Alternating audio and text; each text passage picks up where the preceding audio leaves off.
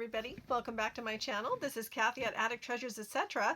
And I wanted to share with you these cute flowers that I made quite by accident, I have to admit. When I made these, I was actually trying to make a different flower, but it wasn't working and I was kind of all thumbs. And so I tried something different, and this is what I came up with sort of by accident. So they kind of look a little bit like fuchsias, maybe not really, but they just look like these cute little fun flowers that are super simple to make. I put a little butterfly on that one. So I just wanted to share with you how I made these. I had so much fun making them last night while we were watching TV that I thought it would be fun to share a video, because I've never seen this kind of flower made before.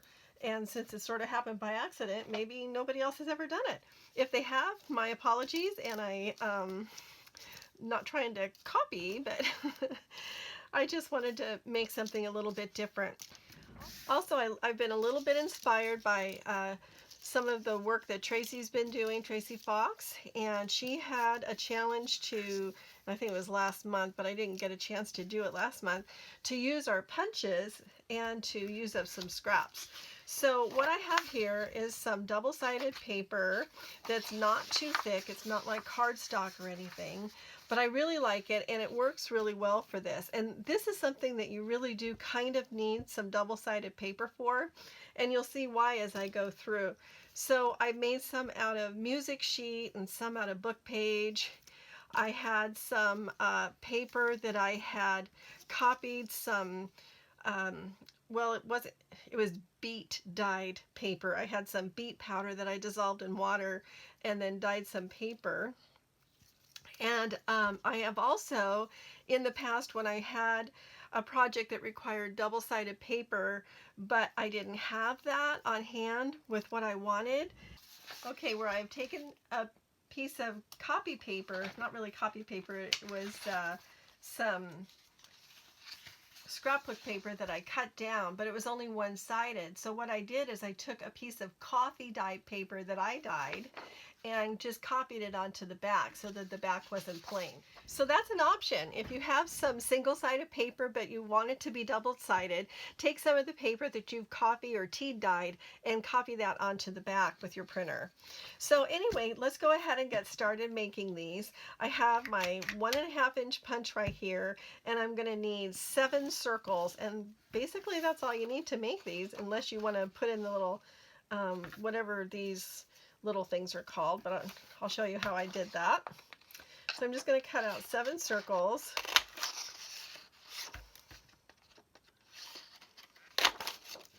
I really like this paper. I'll have to, I'll look and see what kind it is in a minute. It has a lot of beautiful patterns on it. Let's see, that's 5. Let's try this one. Get some variety in the color. 6, 7. So this is the paper that I'm using right here. It's called Conservatory, and I really like it. I can't remember where I got it though. It might have been Hobby Lobby. So if you happen to see it, it's by Colorbach, and it has some really pretty patterns inside. Just gorgeous. Okay, so now that I've got the circles cut out, the next thing I'm going to do is do some inking. And these kind of have all of a pink tone, and you can use any color you want. I'm using picked raspberry. And for this, I inked both sides, because of the way you fold it, you're going to see both sides.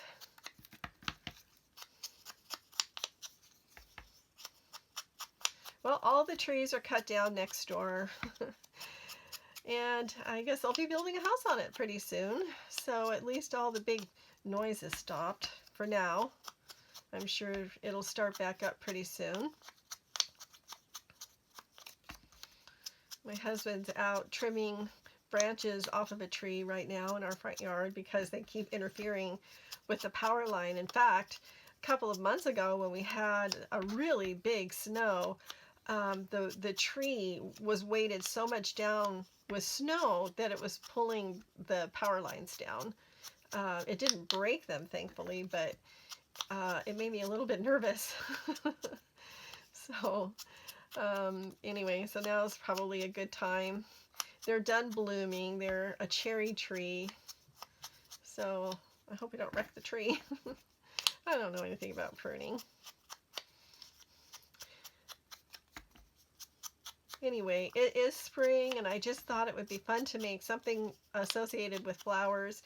I've been working on my Drama Queen journal almost exclusively, and I might use some of these flowers in that journal because I really liked them. I just wanted to, a little bit of a different project. I haven't used my circle punches in a long time, and after seeing Tracy's video about using our punches, I thought maybe I should go ahead and pull it out. Okay, so what you want to do with this is you're going to fold it like a little taco shell, but you're not going to do it exactly in half, if you can see that. So it's going to be like a little taco shell, and you want to do that with all of them, and you can decide, what you want to show. So the part that's going to show the most is the small end, and this is going to be kind of like the inside of the petal.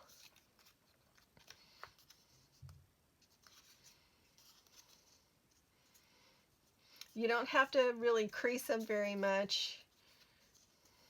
They're going to get glued down, but I like mine to have a little bit of dimension. So I'm not, creasing them real tightly. The other thing that you want to try to keep in mind too, if you're going to use book pages, you don't want them to be too old, because what happened with me is I cut out some circles with some vintage music sheet, and they immediately cracked in half. So that didn't work very well. Okay, so now I'm just going to take some art glitter glue. Let's see, I want this one probably on the outside. And I'm just going to put a little bit of glue on the inside of the big part of the taco shell. I'm just going to put that in there like that. You want to kind of angle it so that it's sort of, it's not nested in there completely. You want to do that with 3 of them on this side. Like so. And you don't want to glue down the front part just yet.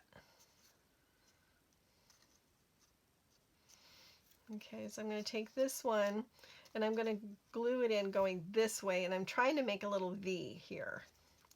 So I'm going to put a little bit of glue on the inside here.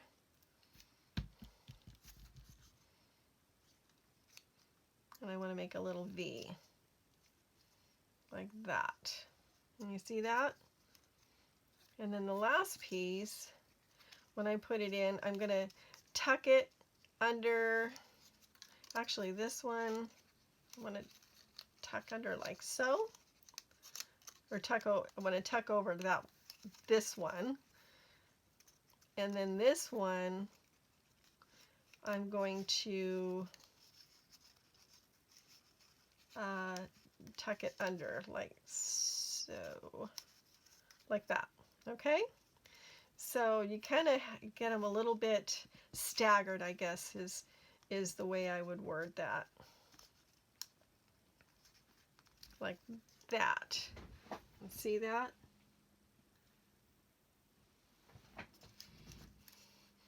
Okay, now we're going to put a little bit of glue on the back to put this one in place.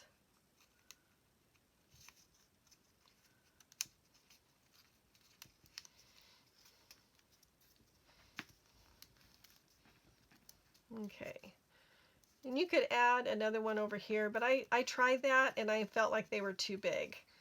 So I'm going to put a little dab of glue under here like that now. And same on this side.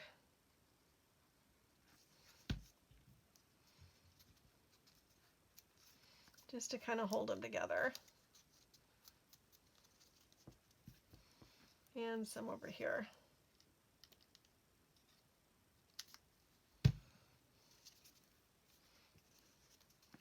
Okay, now you want to take one like this, and you want to just keep it folded like that, but you want to fold it kind of like this. So you're, and I'm just eyeballing this just so it's not folded all the way over, but you've got a little bit of overlap here, if that makes sense. And what we're going to do here is stick that right in the middle. You can even overlap it a little bit more. Just depends on how big you want it. But it's going to go in the center like that. I think I'll go back to my original fold. I want to be able to see these little lines here. Give you a little bit more glue, ink there. Okay, so I'm just gonna glue this down a little bit and then put some glue on the back and then tuck it in here like so.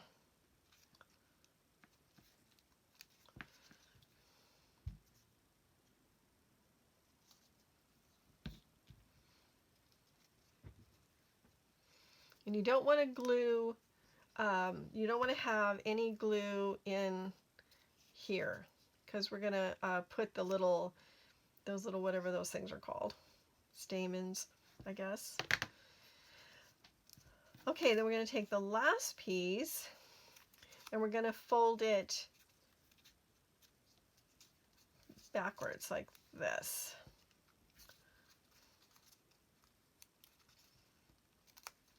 So that it has a little bit more of a V look here. And we're going to put a little dab of glue like so. I'm going to put this on the bottom. This is kind of where the bud might have come out, where the flower may have come out of the bud. This was so funny the way this happened last night.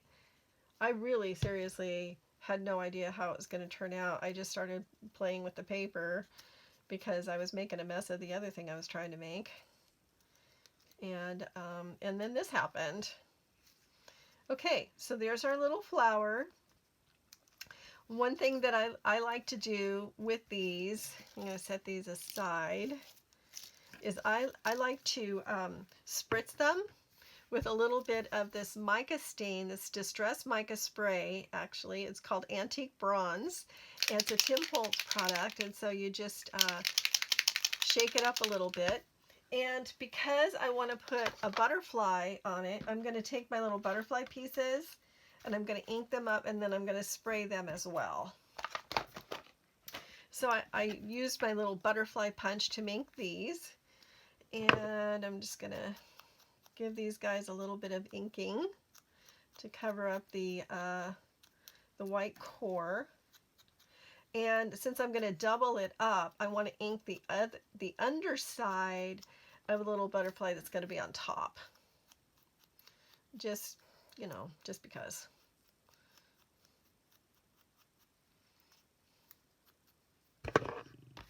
And actually, before I spray, I'm also going to use this Antique Gold Gilder's Paste Wax and give this little guy a shimmer around the edge of its wings.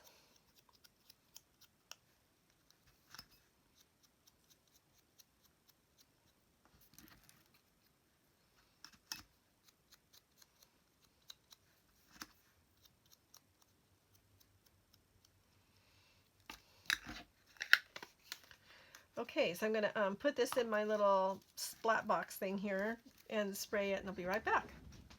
Okay, so we'll set the little butterfly pieces aside for right now.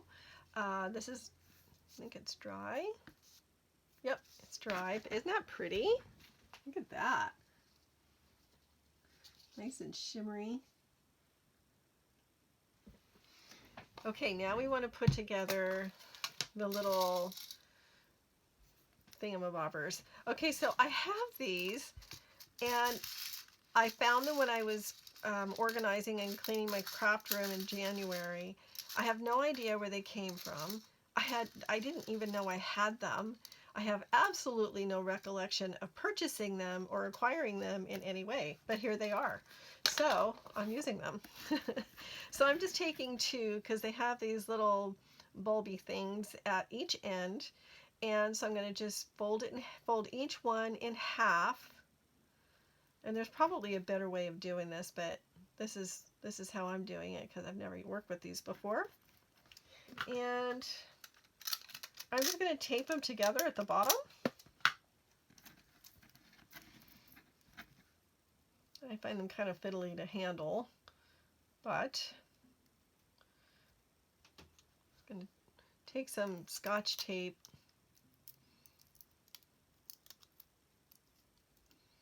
tape them together at the bottom, and then just sort of spread them apart a little bit.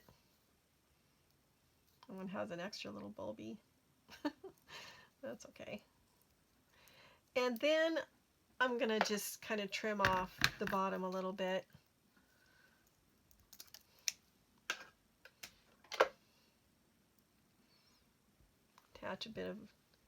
Apply a bit of glue. And then I'm tucking this right inside these front petals.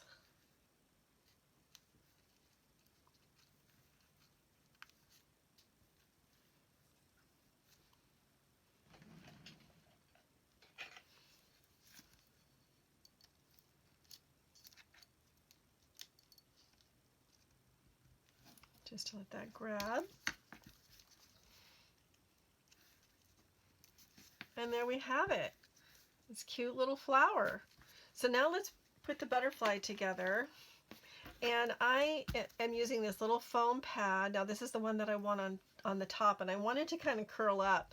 So I have this that I got at the Dollar Tree, and I use it for scoring on my scoreboard, but it also works really well for giving some dimension for flower petals and things like that. And you just take it and you kind of go in a little circular motion, and then it just sort of lifts everything up. So how cute is that? So then you just, I'm just going to glue it to the bottom piece.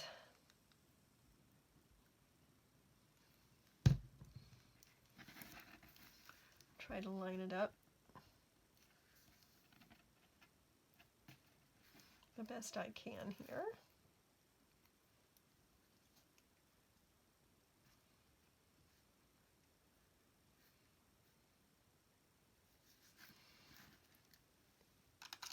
And then because I want him to look like he has a little body so that you can see, I'm just taking a Sharpie.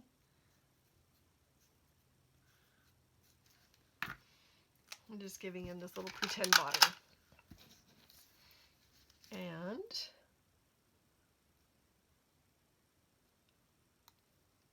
curl his wings up just a little bit more.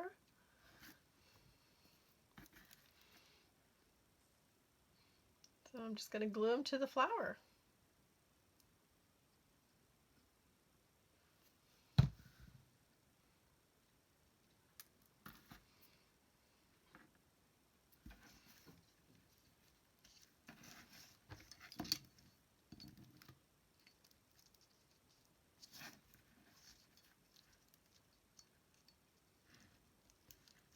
Just like that. So don't those come together just super fast? I mean, just imagine how much fun you can have putting these together. And I kind of put him upside down. That's okay, isn't it? Yep, I think that's fine. So to put it on a page, you could put it on a pocket, or you can put it on a page, kind of like here. So I've got these two little fabric leaves that I could glue together and put on the page like that. or I could attach a little stem, or just, anything. Um, Anything that you like. But isn't that cute? I just love these. I just absolutely went to town making these. So I just think they're so much fun. So I hope you enjoyed this, and I hope you'll give it a try. Remember, just 7 circles. I used a 1.5-inch circle punch, but I suppose you could use, obviously different sizes.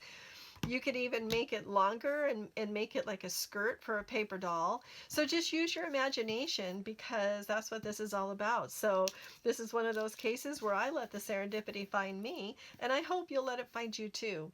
So please, if you did like this, please give me a thumbs up and hit the subscribe button, and also the notification bell so you know when I will upload new content.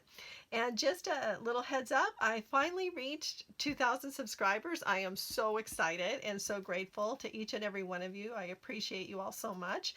So I'm working on a giveaway that I will be announcing pretty soon. So stay tuned for that. So again, thank you so much for watching, and let the serendipity find you. I'll see you in my next video. Bye bye, everybody.